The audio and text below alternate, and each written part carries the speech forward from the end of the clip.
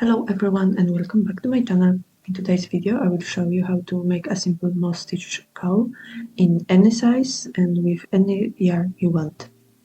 I have already made two different sizes so you can compare them. If you want to use the same yarn as me, I will link the free pattern in the description. I will also link the pattern for a moss stitch hat for those who want to create a winter set.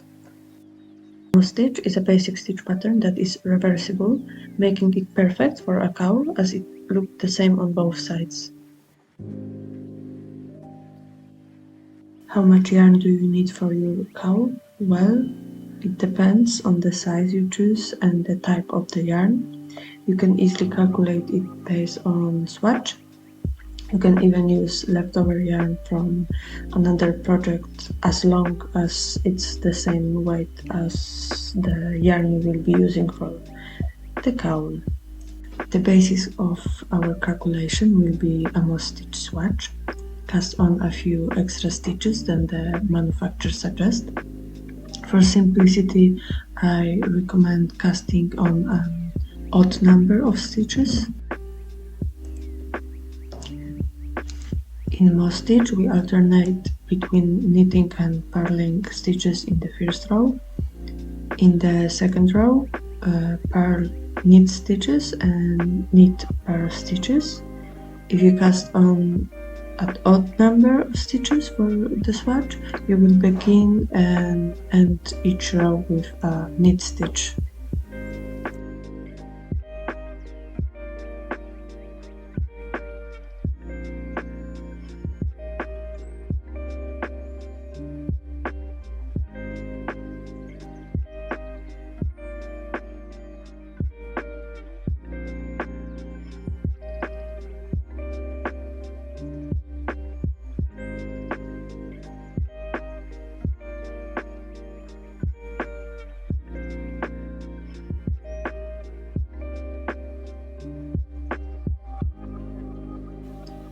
Measure the swatch after blocking.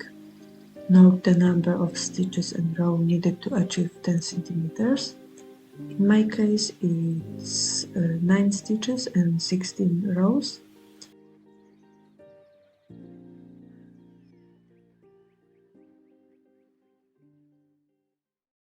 For the calculation, we also need to know how much yarn is used per one stitch. To determine this, cast on 10 stitches and work one row in moss stitch. Mark the edges of the yarn, for example, by making loose knots.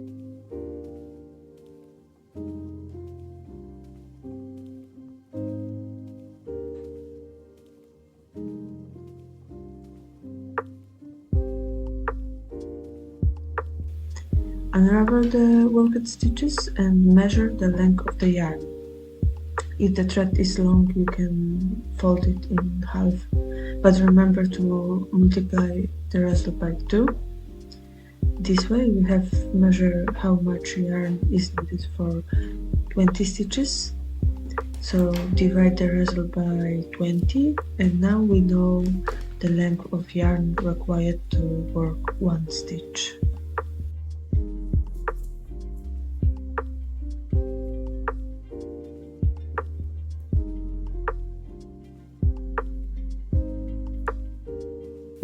Now we will calculate the number of stitches to cast on for your cowl.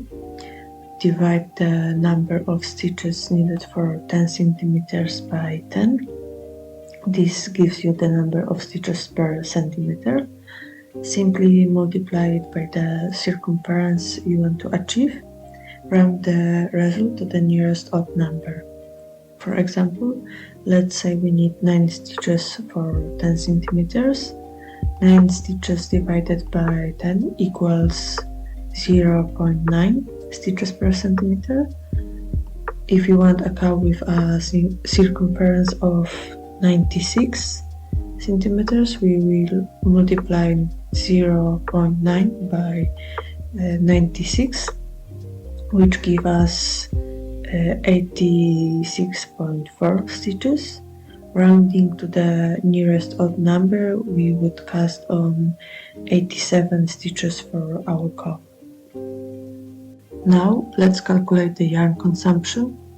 Divide the number of rows needed for 10 centimeters by 10.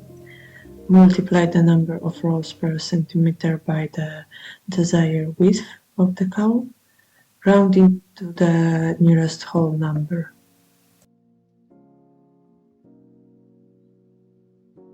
Now we know how many stitches to cast on and how many rounds to work for our cowl. So add 1.5 to the total number of rounds. This accounts for the yarn used in the bind-off process. Typically, we use more yarn for binding off than for working row or round. So we consider the bind-off row as 1.5 rounds in the terms of yarn consumption. Multiply the number of stitches in one round by the number of rounds. This will give you the total number of stitches in the entire cowl. From our previous measurement, we know how many centimeters of yarn we use for one stitch. Multiply the total number of stitches by the yarn consumption per stitch. This calculates the total yarn usage for the entire cowl in centimeters. To convert the results to meters, simply divide by 100. Check how many meters of yarn are in one skein. Divide the required number of meters for the cowl over the number of meters in one skein. Round the result up. Now you know how much yarn you need for the cowl in the size you choose. Let's move on to making the cowl. Cast on the calculated number of stitches plus one additional stitch. This extra stitch will help us join the work in the round and create a clean line at the beginning.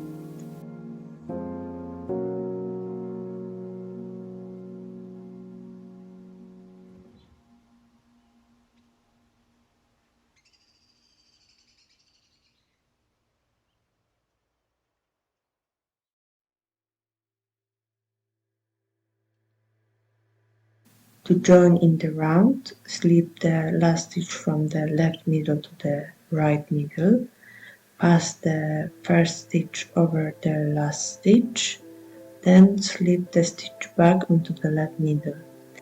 Use a marker to indicate the beginning of the round.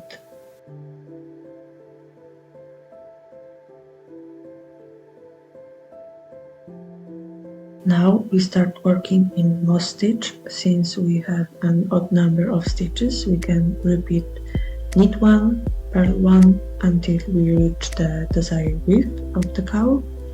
The transition between rounds will be invisible due to the odd stitch count, so continue knitting one stitch, purling one stitch until it's time to bind off the stitches.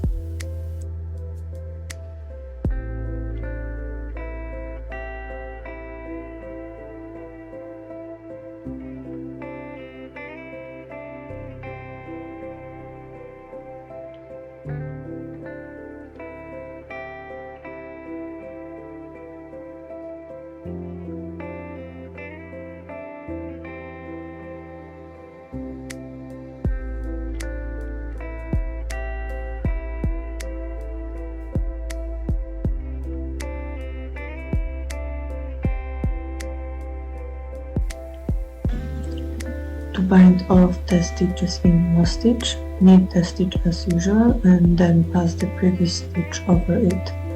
I personally prefer to bind off both knit and purl stitches as knit stitches because I find it creates a neater moss stitch edge.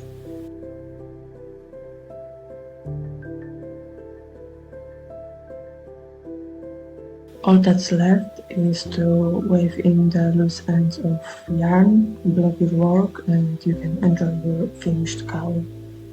If you have any question, feel free to leave them in the comments, and thank you for watching.